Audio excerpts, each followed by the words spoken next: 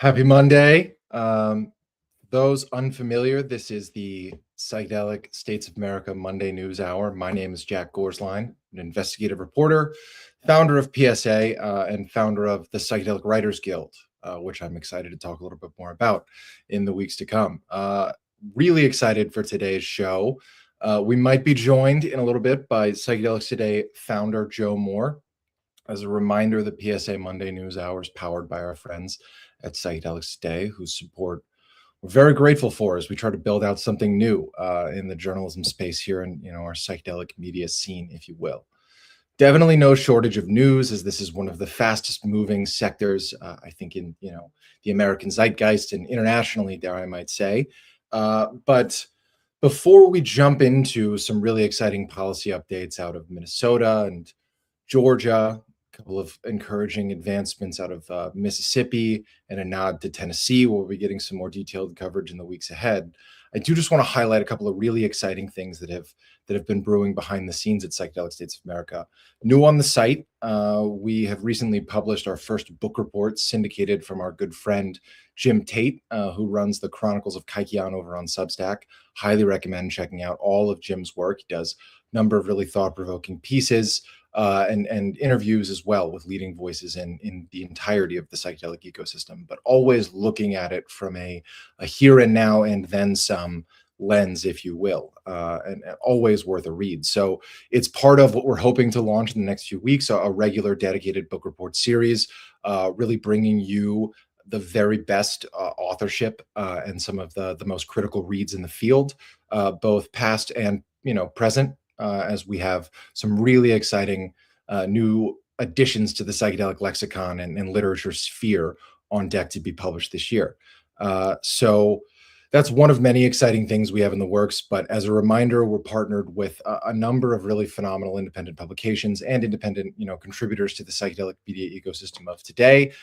Just syndicated a really phenomenal piece from Talking Drugs, focused on how Muslims might participate in drug use during Ramadan, of course, which is currently ongoing, as a lot of things are ongoing across the Arab, and Islamic world at large. So really trying to bring you the very best of independent creators, thought leaders, if you will, not a term that I love, but it's a term that gets thrown around there, as well as truly rigorous independent journalism. So we've published a number of pieces in conjunction with our friends at Lucid News, who have really been on a tear lately. If you subscribe to our Sunday, our newsletter series, yesterday, Sunday, we featured a really great piece in our newswire from Andrew Meisen about a contrarian, depending on how you measure the temperature of people's familiarity and interest in microdosing in the US today, but a contrarian take from two of the authors of the largest study on microdosing on why the benefits of microdosing might really just be limited to dosage day. I always like to say that placebo is one hell of a drug, and still largely not well understood in its own right. So eager to keep an eye on the evolving research data that exists and is continuing to grow surrounding microdosing, especially as advocacy organizations like the Microdosing Collective start to take a real cornerstone place amongst advocacy efforts across a number of states in the US.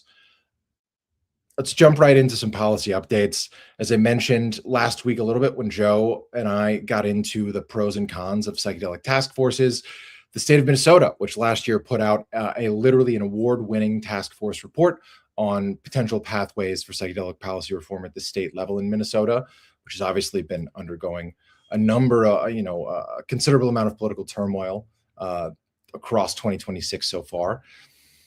Minnesota has filed a couple of different bills, but from my understanding, a bill that is likely to, advance further and has a hearing, I believe, tomorrow, in which grassroots advocates are expected to show out in force. Would be focused more on a medical, oriented framework for psilocybin policy reform. I know, and we've done some interviews with the folks at the Psychedelic Society of Minnesota. Dr. Jessica Nielsen is the executive director of the Psychedelic Society of Minnesota, and sat down with PSA correspondent Elena Jaster last year for an hour-long interview detailing the efforts that they've gone through to build what I believe is a pretty strong statewide coalition They hosted a really phenomenal psychedelic expo last year, partnered with the folks at Big Psych. And I know that the Minneapolis community in particular has a strong psychedelic presence. So very eager to see as the psychedelic movement gains some strong allies in the Minnesota state legislature, as well as, outside money and outside influence that might be interested in advancing the cause, where things might go in Minnesota in the both the near and the immediate long-term future as well.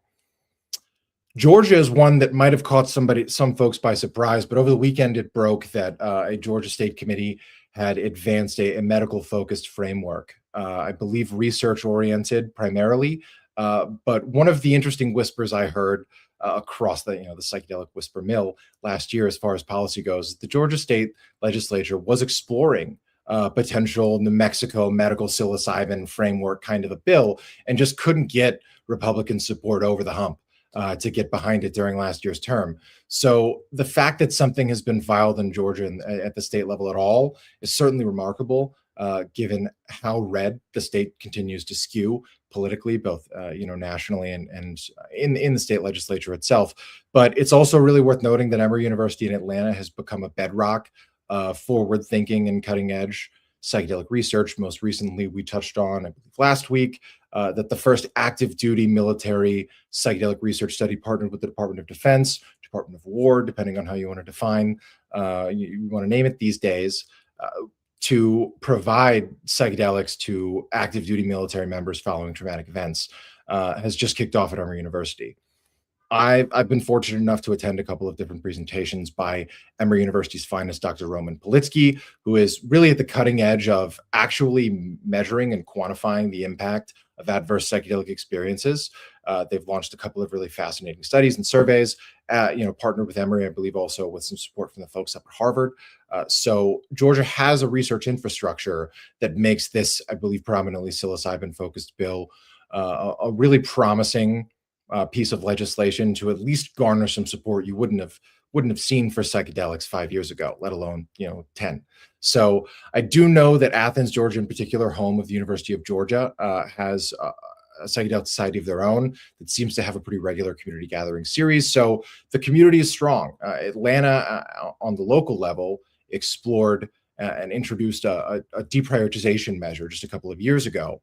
That, as some folks know, and I've squabbled about with various policy wonks over the last couple of years, a deprioritization measure doesn't blanket decriminalize anything at the local level. It's really just an agreement between the city and maybe with some buy-in from the police department that, hey, we're not looking to prosecute people for psychedelic use in their own homes. Sometimes that extends to home cultivation or personal gifting, but it's never really a full decriminalization at the local level per se, from my understanding. But it does, at least the fact that Atlanta City Council entertained such a concept even just a couple of years ago really goes to show how fast the stigma is shifting surrounding personal use of psychedelics, even in the reddest and most Republican and conservative of ecosystems.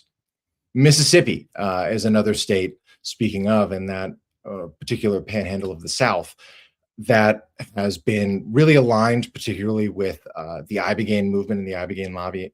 Specifically, Americans for Ibogaine has thrown a lot of weight behind fast-tracking a couple of bills that would prioritize clinical trials and research in the state of Mississippi surrounding Ibogaine, with language that particularly denotes that they are exploring Ibogaine as a treatment to combat the opioid crisis, which, as many know, is ongoing, no doubt. But that particular part of the rural South, as well as Arkansas and Louisiana, has been hit extremely hard by the opioid crisis, and Ibogaine represents, based on quite a bit of promising research data, albeit surely not yet enough for FDA approval of such a medicine, Ibogaine poses a unique opportunity to address the opioid crisis in rapid fashion.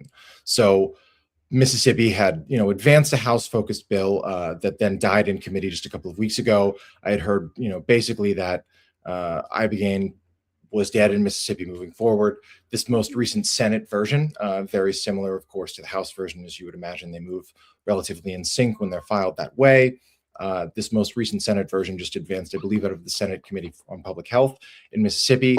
And while you certainly can't necessarily forecast where a governor in such a state like Mississippi may stand on psychedelics. This is obviously a pretty, flashy movement for conservatives and a party that is having a really hard time answering questions about the state of the U.S. economy, global economy, and has vouched pretty hard for an administration that's facing unprecedented, unfavorable ratings as far as the current, Trump administration and where their decision making has led comparative to promises made in their campaign. So obviously, this is a psychedelic focused show, but we have seen a tactic from both political parties, the uniparty, if you will, being to get behind flashy headline, grabbing progressive movements, such as, drug policy reform in general, and have it be much more rhetoric than real substantive support for reform.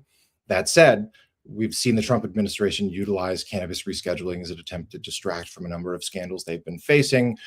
We've seen continued chatter on cannabis Twitter, if you will, and with cannabis industry insiders close to the White House, that there is potentially some unrest or discontent on the part of President Trump as to the lack of speed at which his expedited executive order designating cannabis being moved from Schedule 1 to Schedule 3 has been executed. So the possibility to utilize psychedelic policy reform at the state level to distract or gain, bonus points or brownie points with key constituencies like working class white voters in the South that might be feeling particularly betrayed or misled or discontent with the direction of the Republican administration at the federal level, or as the representatives in Congress.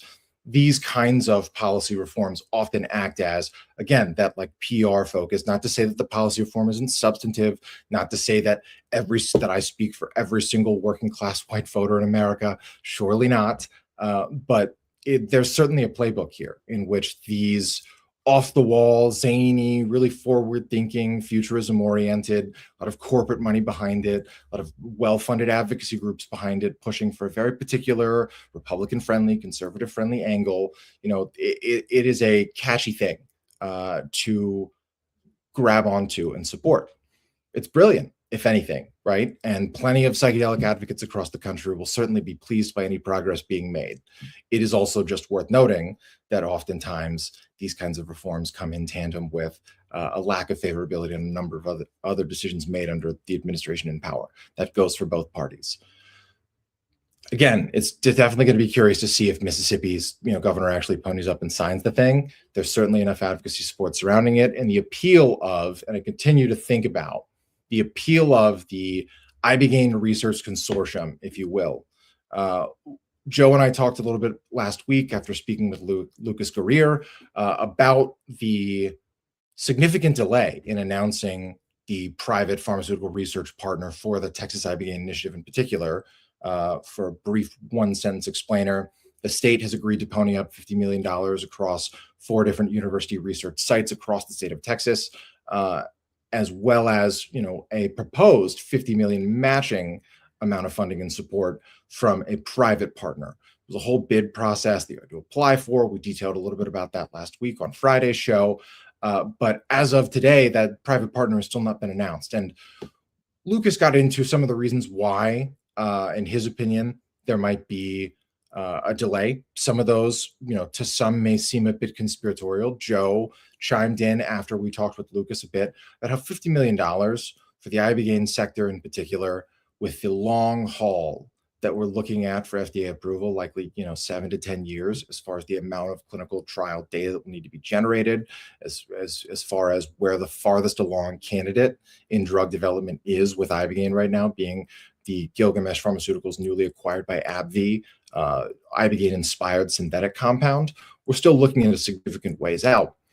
And AbbVie bought Gilgamesh's compound and their entire suite of Ibogaine research for a cool $1.2 billion. $50 million towards research is a couple of drops in the bucket for a multinational pharmaceutical giant like AbbVie. So is $50 million really enough to incentivize a private pharmaceutical company to really pour in and buy in? We'll definitely see. I don't have any reason to believe why some company won't get that contract or put that funding out.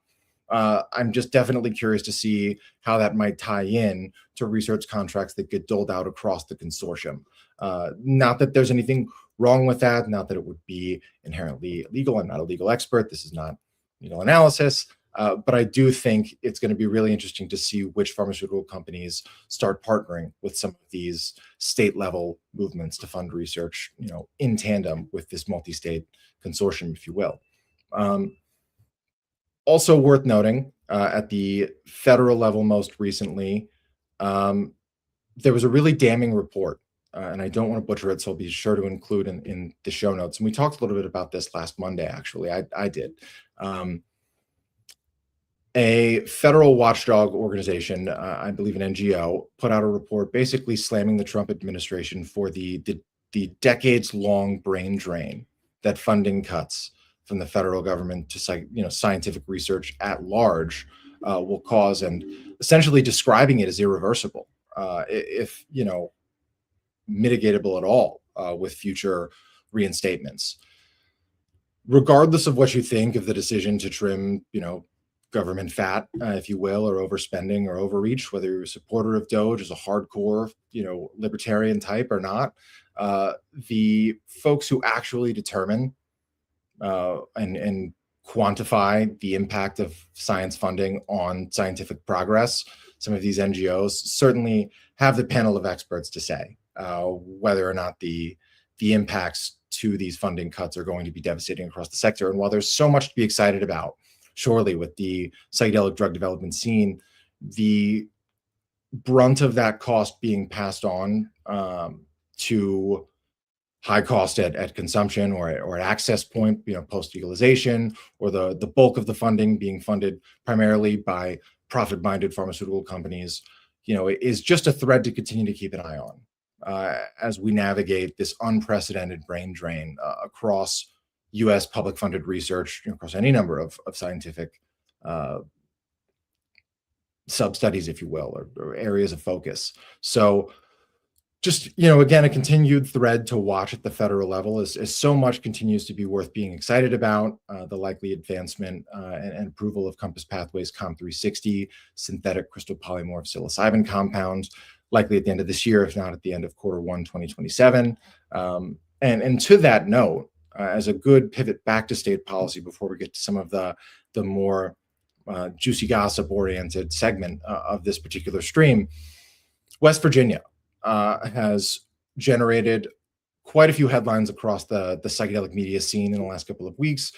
Most recently this morning, Double-Blind editor-in-chief Mary Carrion put out a fantastic write-up on ibogaine policy advancement in a couple of different states, and in particular honing in on Compass Pathways affiliated movements in the state legislature that specifically name Compass Pathways synthetic polymorph crystalline psilocybin compound, and notably just naming the drug. But West Virginia has now advanced their own trigger bill that would immediately, I believe, reschedule crystal polymorph psilocybin from Schedule 1 to Schedule 4, should the drug be approved by the FDA as medicine at some point in the future, and would then allow it to be prescribed by licensed medical doctors with the proper training and certification, et cetera, at the state level in West Virginia. We've seen this bill filed in a number of different states across the years. I've talked about it before on this show, but this is not the first time that this particular bill has reached a governor's desk. I do believe that this will be the first time that this bill is signed into law. Correction, I do think that Colorado passed a similar bill and that Governor Jared Polis signed it into law. But I know that they're also taking a look at a rescheduling bill for all Schedule 1 drugs that might be pharmaceutically approved that we're certainly looking forward to digging into in the future. But I do believe that West Virginia will be the first conservative dominant state, if you will, to sign such a crystal polymorph psilocybin trigger bill into law. And I think that it could lead to a wave of support for similar bills that have been filed in conservative states, conservative-leaning states in particular. I'd highly recommend, one, subscribing to Double-Blind Magazine if you don't already. If you don't already, then what are you doing watching this show and not reading everything that Double-Blind's putting out? But I really recommend this morning's write-up on the broad-ranging efforts that Compass Pathways has put their money behind to advance, let's just say Compass Pathways friendly psychedelic focused policy reform at the state level. it really is remarkable, and I'll close with some thoughts on that. But it is a particularly remarkable blueprint that they've enacted. I'm not here to pass judgment. I know that a lot of folks, especially considering Compass Pathways' origins as a public benefit corporation, have certainly voiced concerns over the hyper profitization, if you will, of this synthetic compound at the expense of limiting access to naturally derived compounds, et cetera. But from a by the book, this is how the game works standpoint, the Compass Pathways blueprint is, I think, incredibly well crafted, and has set their company up for remarkable financial success, to put it lightly. And I certainly have my thoughts on the moral and ethical quandaries that face the sector at large. But as far as the way the game is played, I'll say it again, they play it well. Definitely worth keeping an eye on bills. Any bills across the country that name specifically that crystal polymorph psilocybin compound. But yeah, so to jump into our next segment, it's a little bit off the wall. It's not policy focused, and as folks know, I really like to kind of keep a focus on the policy and the science and some of the cultural evolution, of course.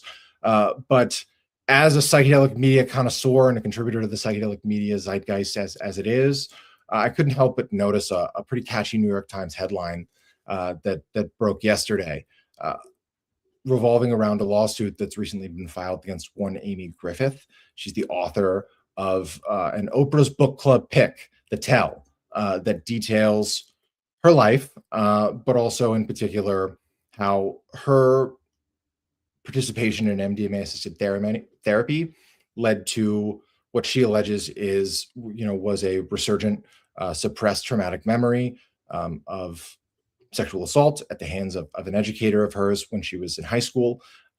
It has since broke that, and it was dabbled in a bit in the Times coverage of her book last year, in particular after it debuted.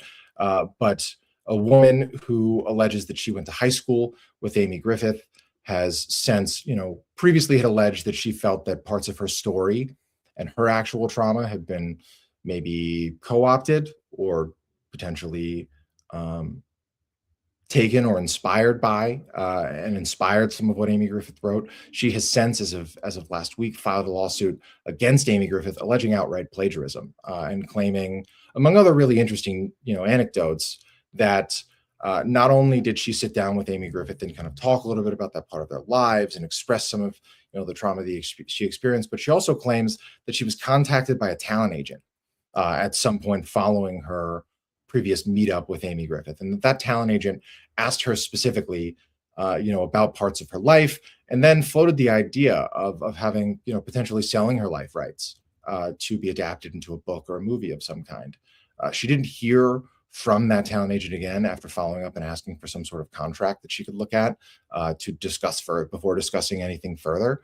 But it is also, of course, very much worth noting that Amy Griffith's legal team has responded and claimed that these are just nothing more. They're claims. There's no truth to them, and they look forward to being, rightly vindicated and having this case dismissed upon having their day in court. Regardless, the flashiness of psychedelic assisted therapy headlines involving celebrities is obviously something that gets a lot of coverage. I wouldn't have just said that they were flashy headlines if they're not. This is a situation in which the overall inclusion of this narrative to the broader literature of lived psychedelic experiences that led to profound and positive growth or healing for an individual. Excuse me, I've got some siren activity out here in Washington, D.C.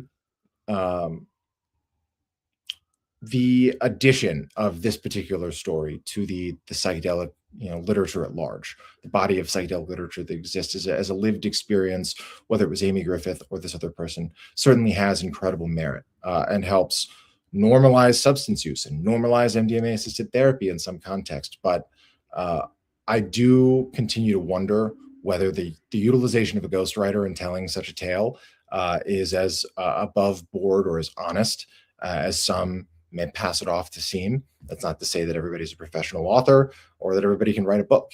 And it's also not to dismiss the value of written tales of lived experiences, whether they're written by the individual who lived them or they're written by somebody who observed it or otherwise. But authenticity in psychedelic storytelling seems to be at an all-time high demand, and yet we seem to be running into continued controversies surrounding the authenticity of certain psychedelic storytelling. And as somebody trying to create in this space, my hope is that both the show and any number of projects that I might be able to help support can be a vessel for really funding and helping advance true, both authentic psychedelic storytelling, but authentic psychedelic truth telling through the perilous act of rigorous psychedelic journalism. So I will get off my soapbox for now. I do, want to wrap up as we come up on 26 minutes with some thoughts on Compass Pathways' pretty ingenious blueprint towards legal monopoly, if you will. What Double Blind Magazine's really phenomenal write-up, on this whole phenomenon points out this morning, and again, highly recommend taking a look and giving it a read.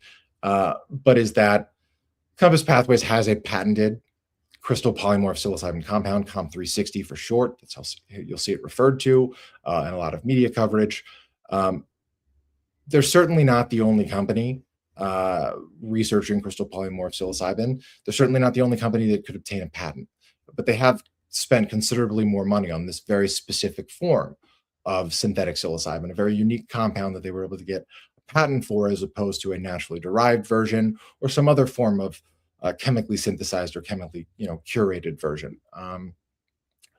And in going all in with as much funding as they had to put behind it, and banking on really nobody being able to divert tens of millions of dollars into their other patented pursuits in the field of psychedelic drug development, Compass Pathways really carved out, again, like a 5 to 10 year head start on being one of a few psychedelic compounds approved by the FDA as medicine. It's going to be continuously worth keeping an eye on what our friends at Psychedelic Alpha and the great Josh Hardman reported last year, which is that USONA Institute, based out of, I believe, Wisconsin, which has strong ties to the University of Madison, Wisconsin-Madison, is looking to fast track their own psilocybin compound. Notably, the USONA Institute's a nonprofit corporation. Really exciting to see if they can catch up or at least get approval within a quarter or two of Compass Pathways' expected approval. And, a number of other companies are eyeing filing for approval in the not so distant future. Definium Therapeutics, formerly known as MindMed, has a couple of promising LSD compounds for a variety of conditions that I believe they're eyeing potentially filing for FDA approval in the next 18 to 24 months, year and a half to 2 years. So the drug development field and where we might be headed as far as FDA approval is not as far out as it might have felt back in August 2024, when the FDA rejected the first attempt through Lykos Therapeutics, now Resilient Therapeutics, MDMA-assisted therapy, novel drug application. A lot of literature on that I could recommend, at length, but it continues to fascinate me, and I continue to wonder if other companies working on advancing, their own patented formulas might try to, replicate some of Compass Pathways' blueprint. I wonder again which ibogaine focused research, project in which ibogaine focused psychedelic pharmaceutical companies might be, getting the in with the earliest wave of state level contracts. Keeping an eye on Texas will be incredibly important in determining who that might be. The love could be spread out adequately across any number of states, right? Or this blueprint that Compass Pathways has established could become the norm, and we could see, a wave of very specific 5-MeO-DMT developers file for or support 5-MeO-DMT focused amendments to state regulated programs in a number of states. There's definitely a number of ways that it could go. And as we're coming up on time, I will wrap it at that. Really excited to keep this entire thing going. These Mondays solo hosting sessions are definitely something that I'm going to continue to toy around with and try to work out something that's a bit more segmented in the future. Come back on Friday. We tune in a little bit later in the afternoon a little bit earlier in the afternoon, rather, 2 p.m. on the East Coast, 11 a.m. on the West Coast. I'll be joined by both Josiah Nash of Natural Medicine Alaska Coalition, as well as a colleague of his who served directly on the recently released, psychedelic task force report out of Alaska, for thoughts on how that task force may play a role, or has played a role, or maybe hasn't played a role in the advancement of psychedelic policy reform in the great state of Alaska. Also hoping to be joined by some folks involved with the iBegan Economics Project in the not so distant future, as well as a spotlight on a number of exciting conferences that are going to be going on in the months ahead. So without further ado, I'll wrap it at that. But for those who may have joined in the latter half session, thank you so much. We're going at 56 live viewers strong, and excited to be putting out some clips of all of these great updates as we go. So until next time, I'm Jack Gorsline. Have a great rest of your week, everybody.